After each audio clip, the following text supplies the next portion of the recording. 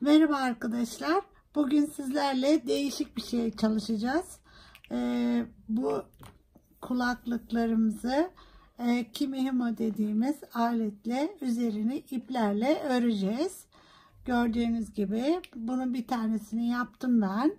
Diğerini de beraber yapalım istedim. Evet, bunun için şöyle iplerimizi şu şekilde yerleştiriyoruz arkadaşlar. Bu önemli. Siz de ekrandan bakarak bunu bu şekilde yerleştirebilirsiniz. Aynı bu şekilde. Evet, iplerimizin boyu 7 metre arkadaşlar. Ne kadar gideceğini ben de bilemiyorum. Değişik bir desen deneyeceğim. O nedenle 7 metre yeter diye düşündüm. Nakış ipliği bunlar. Alize'nin şu nakış iplikleri bunlar. Ondan yapacağım. Evet, iki renk kullandım. Siz istediğiniz kadar renk kullanabilirsiniz. İnternette bunların desenleriyle ilgili birçok video var. Onları izleyip bu şekilde yerleştirip devam edebilirsiniz. Evet, şimdi ve şöyle aletlerimiz var. Bunları da birbirine dolaşmasın diye içine sarıyoruz arkadaşlar. Bunların. Ama biz bunları nereden buluruz? Belki de bulamayız, bilemiyorum. Bunları ben Amazon'dan almıştım, internetten. Evet. O zaman şöyle bir alternatif var arkadaşlar. Bunlardan şöyle aletler var. Mutfak torbalarının ağzını sıkıştırmak için. Ben ipleri sarıp bunu bu şekilde kapatıyorum. Bunlar da aynı işi görüyor. Çünkü çok fazla uzun olduğu için ve burada 16 sıra ip var. Hepsi birbirine dolanıyor. Evet, şimdi arkadaşlar tabii yine onu da ayrı şekilde de kullanıyorum yine burada. Bu şekilde dizdikten sonra iplerimizi ayarlayıp aynı bu şekilde dizdikten sonra getiriyorum. Kablomuzun şu kısımdan bakın şöyle, yani şöyle başlayacağım ben. Buraya bir düğüm atacağım. Şuraya bir şeyle, başka bir iple düğüm atıyorum. Tam böyle kablonun girdiği yere. Şöyle bağlayacağım buraya. Daha sonra çözüyorum ben bunu. Özellikle üst tarafına düğüm atın ki tam örgü dipten başlasın. Şöyle. Evet. Sonra bunu açacağız biz. Evet. Şu şekilde. Bakın. Böyle, yani şu üst tarafına, şu kısma atalım düğümü. Sonra çeviriyoruz. Bunları şöyle. Ve bunu sürekli bunu hareket ettirmemiz gerekiyor. Birazcık zor bir şey ama örmesi çok kolay ve zevkli. Evet, bunları böyle kaldırıyorum. Şu şekilde hepsini yerleştirelim. Şöyle.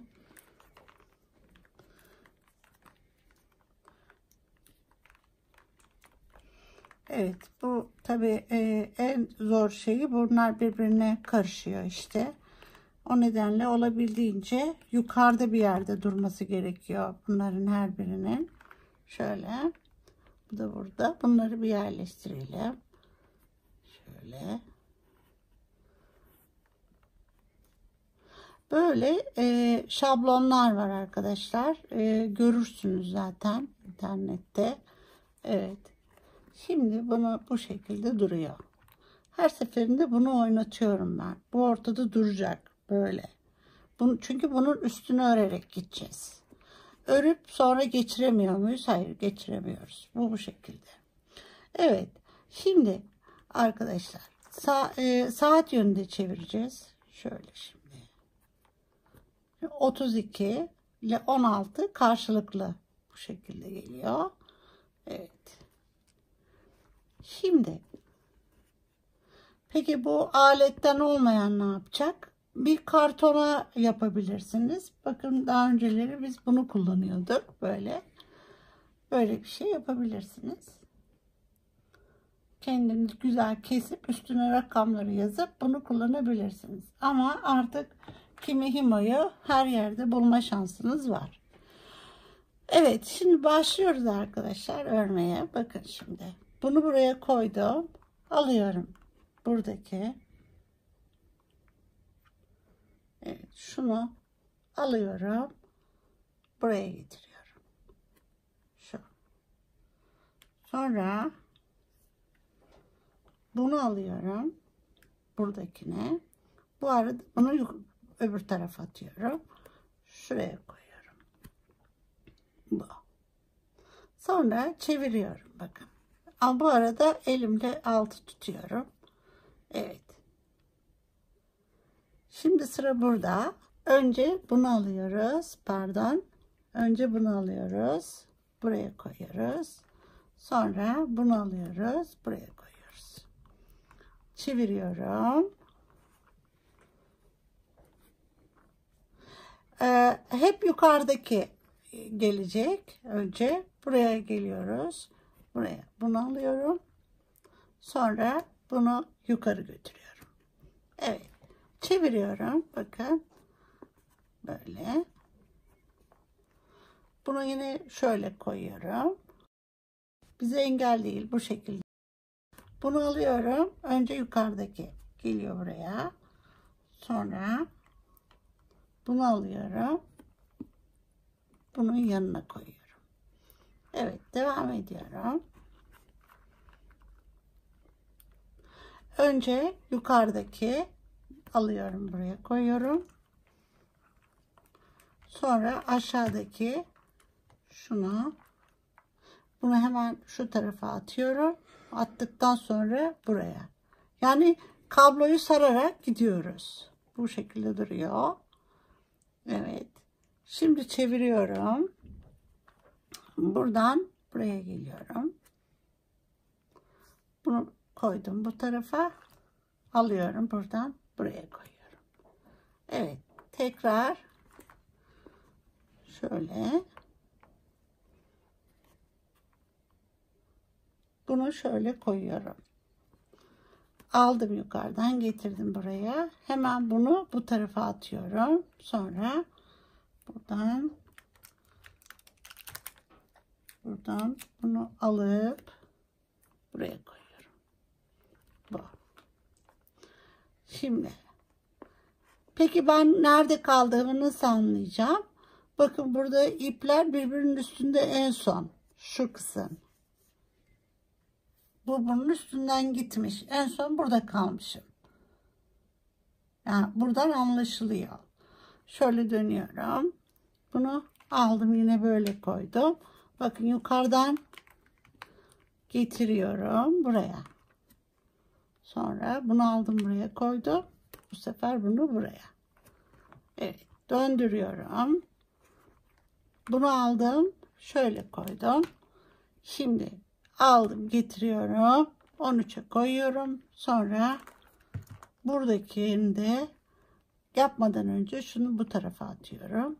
Şuradan buraya koyuyorum. Bu. Şimdi önce şöyle tuttum.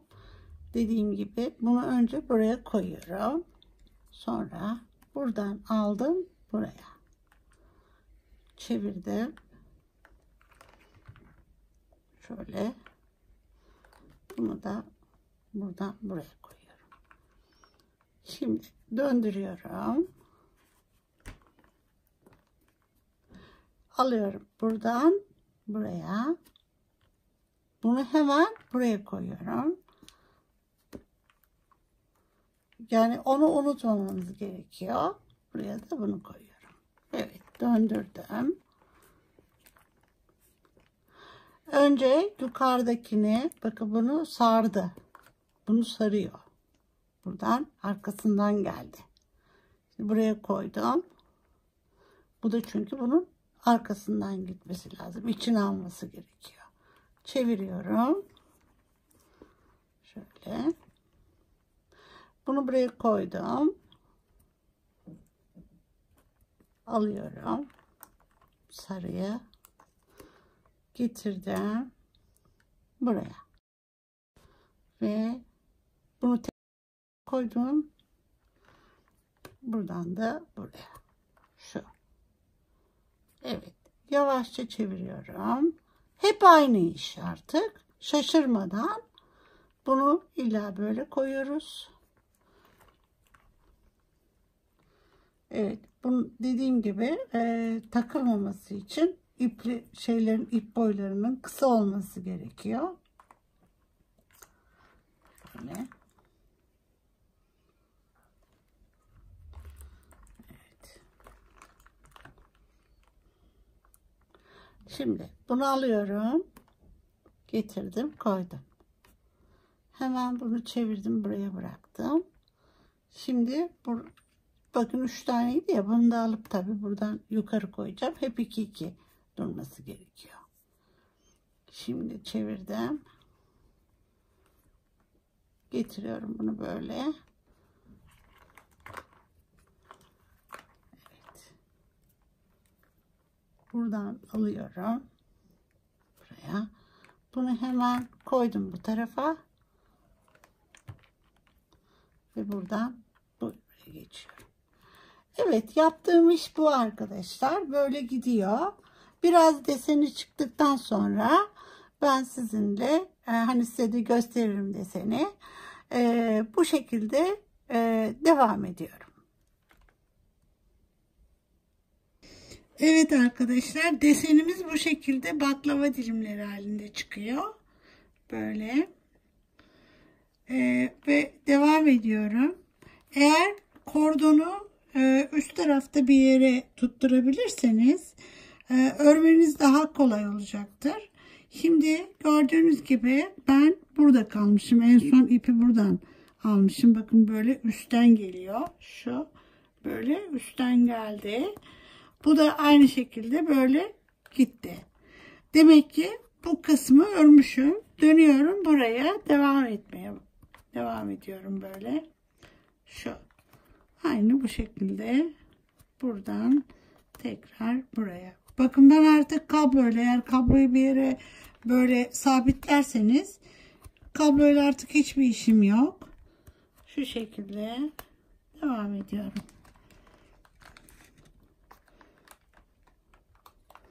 Evet.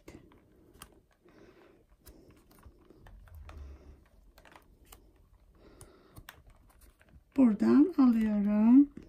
Tam karşısındakine, ondan sonra da buradan buraya. Önce üsttekini alıyoruz. Sonra alttakini diğerkinin yanına götürüyoruz. Üstten alıyoruz.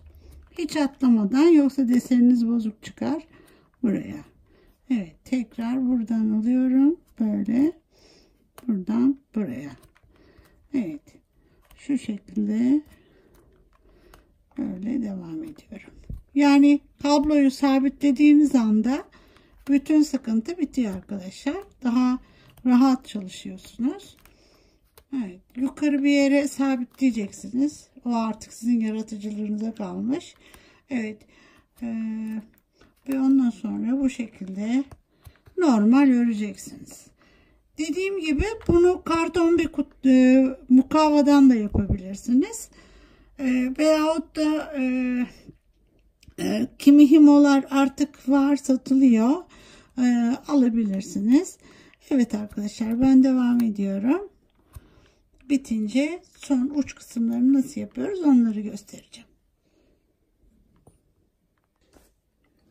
Evet arkadaşlar, sonuna geldik. Bitirdim ben bu kısımda. Çünkü buradan artık aşağı inmiyoruz.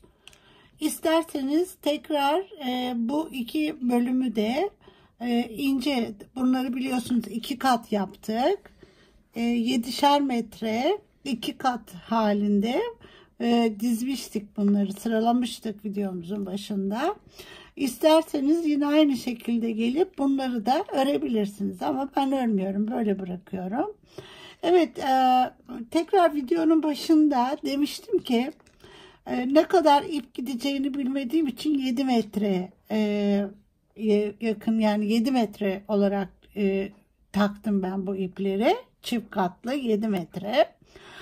Şimdi bittikten sonra ölçtüm arkadaşlar. 4 metre kadar ipim arttı. Demek ki bize 3 metre ip yetecek. Ama siz yine de böyle bir 3,5 metre kadar takın iplerinizi bu desen için. 3,5 metre kadar başta gösterdiğim ipin cinsinden çift katlı olarak, şöyle bakın, çift katlı olarak dizin. Yani bunları tek tek böyle takın. Şimdi bitirme bölümüne gelelim. Nasıl bitiriyorum? 3 metreden 3,5 metre arkadaşlar, unutmayın. Evet, o zaman daha kolay örersiniz. Ve tekrar belki bunları nasıl bulamayız diye bulamazsınız diye başka alternatif ne yapabilirsiniz, onu da göstermek istiyorum tekrar. Başında göstermiştim ama böyle poşet kapamak için şeyleri var, böyle gibi bu kapamaları var. Onları kullanabilirsiniz şu şekilde. Hafif de bunlar, plastik. Şunları bu şekilde takabilirsiniz. Bunu niye böyle takıyorum? İpler birbirine karışmasın diye. Ama 3 metre olduğunda belki daha kolay örülecektir. Evet, ama aklınızda olsun, daha uzun ipler için bunu da kullanabilirsiniz. Evet, şimdi şuradan hepsini tek tek keseceğim ben arkadaşlar. Ve arkasını çevirip bu şekilde bu kısma bağlayacağım. Dikeceğim. Nasıl yapacağımızı görelim. Evet, şimdi keselim şuradan hepsini. Şöyle şöyle kesiyorum.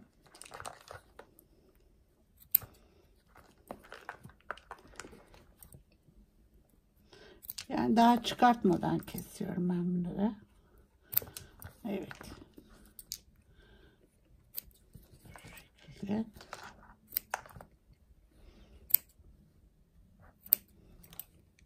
Evet. Şimdi bunu böyle kestikten sonra şöyle çekeceğim. Ve bu kısma şöyle bir tane kalın iğneye takıyorum.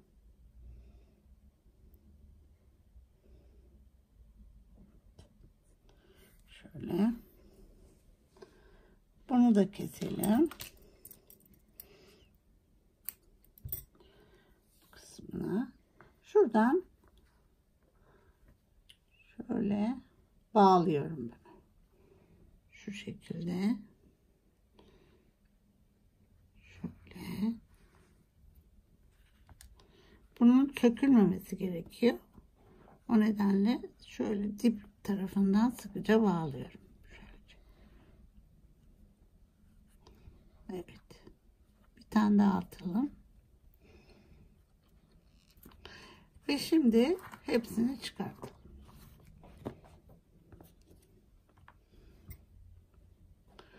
Bunun uçunu alıyorum. Şöyle.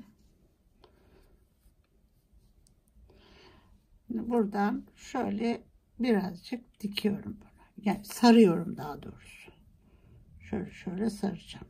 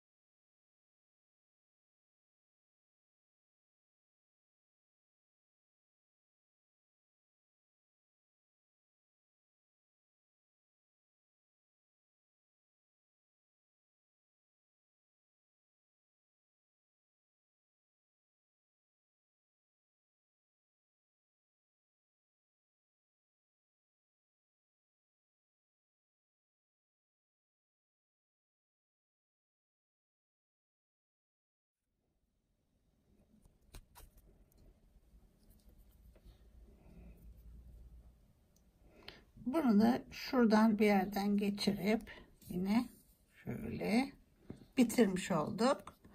Evet, biraz şimdi bunları kısaltacağız boylarını. Buradan boyunu kısaltıyorum. Şöyle. Şu kadar, şu kadar. Da gelelim. Bunların boyunu da böyle.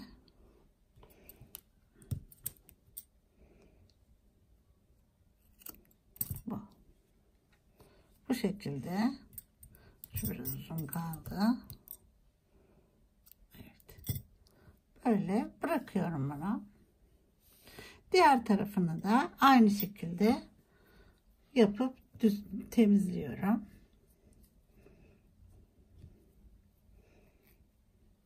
Şuradan.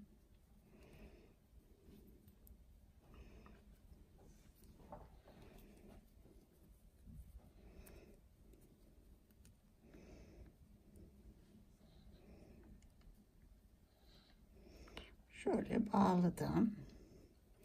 Bir tane daha döneyim.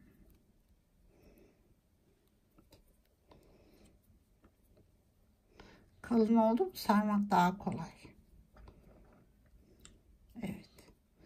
Bunu yine içine alıyorum böyle. Ve hep mümkünse buradan içeriden hani bu kısımdan böyle böyle girelim.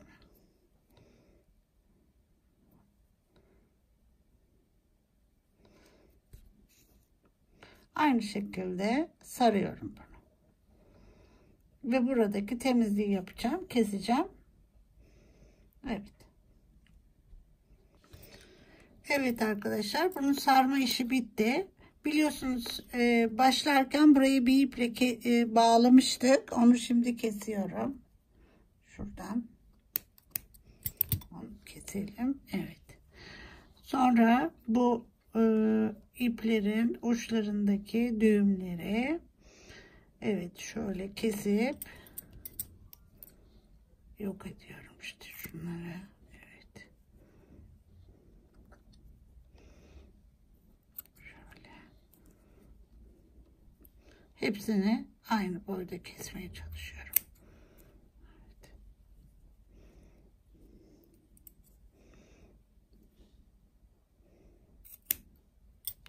Bu şekilde bu da